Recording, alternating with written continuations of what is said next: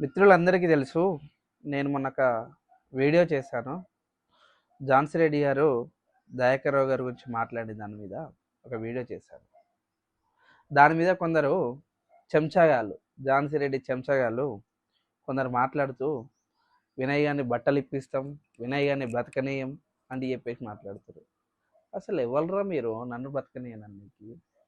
మీరేమో నన్ను పెంచి పోషిస్తున్నారా రా? మీరు నన్ను బ్రతకనిచ్చేది ఏందిరా?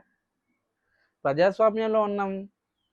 ఆమె మాట్లాడిన దాని గురించి మేము మాట్లాడతాం, బాజాప్తాగా మాట్లాడతాం. ఆమె బ్రతకనివ్వను, ఆమె పర్వతీరి పరిమితం చేస్తా, ట్రిగ్గర్ లోడ్ చేసి పెట్టినాము అని చెప్పేసి మాట్లాడితే మేమేమైనా ఊకలా? ఎందుకు ఊకుంటాం? బాజాప్తాగా మాట్లాడతాం.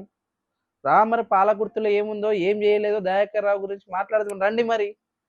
అంతేగాని మీకు ఇష్టం వచ్చినట్టు మాట్లాడతా అంటే మేము ఊకోమయ్యా.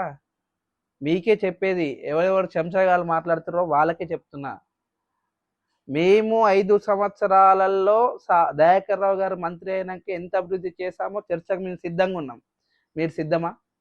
18 నెలల్లో మీ ఎమ్మెల్యే గారు యశస్వి రెడ్డి గారు ఏం చేశారో మీరు చెప్పడానికి సిద్ధమా? ఒక పని పూర్తి చేసిందని చెప్పడానికి మీరు సిద్ధమా? మేము కాళ్ళ ఎగిరేసుకొని మరి చెప్తాం మా దయాకర్ రావు సార్ ఏం చేసిండు అనేది. 142 కోట్లు పెట్టేసి తొర్రూరు గ్రామ పంచాయతీని మేజర్ గ్రామ పంచాయతీలో ఎంత అభివృద్ధి పనులు చేసిండో మేము చెప్తాం. పాలకుర్తి నియోజకవర్గం అభివృద్ధి లేదు ఒకప్పుడు, ఇప్పుడు అభివృద్ధి ఉందని చెప్తాం. ఇవాళ సోయి లేకుండా మాట్లాడతాం.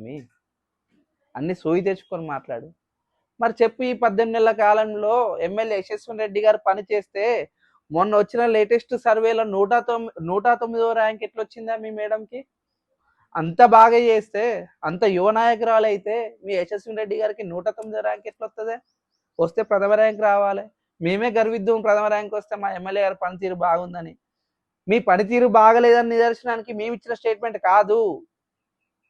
ఒక సంస్థ చేసిన సర్వేలో 109వ ర్యాంక్లో ఉందంటే అర్థం చేసుకోండి మన పాలకుర్తి నియోజకవర్గం ఎంత వెనుకబడ్డది అనేది.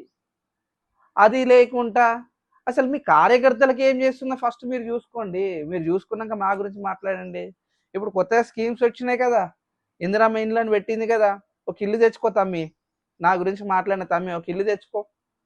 రాజీవ్ యువక సంఘ కింద ఒక లోన్ తెచ్చుకో, 4 లక్షల లోన్ తెచ్చుకొని నా గురించి మాట్లాడు. నేను చెప్తా మరి. మా దయాకర్ రావు సార్ ఉన్నప్పుడు సీఎం రిలీఫ్ ఫండ్లో 5,629 మందికి పార్టీలకు అతీతంగా సీఎం రిలీఫ్ ఫండ్లు ఇచ్చినాం, మేము గర్వంగా చెప్తాం. 3,500 డబుల్ బెడ్రూమ్ నీళ్ళు కట్టించినాం, మేము గర్వంగా చెప్తాం. ఇంకా చెప్పాలనుకుని చాలా ఉన్నాయి. ఎన్ని చెప్పాలో చెప్పు మరి చెప్తా. మరి మేడం చేసిన ఏందో చెప్పు ఒకటి. ఒక్క శంకుస్థాపన చేసిన దాని మీద ఒక్క పనులన్న సీసీ రోడ్డు టెంకాయ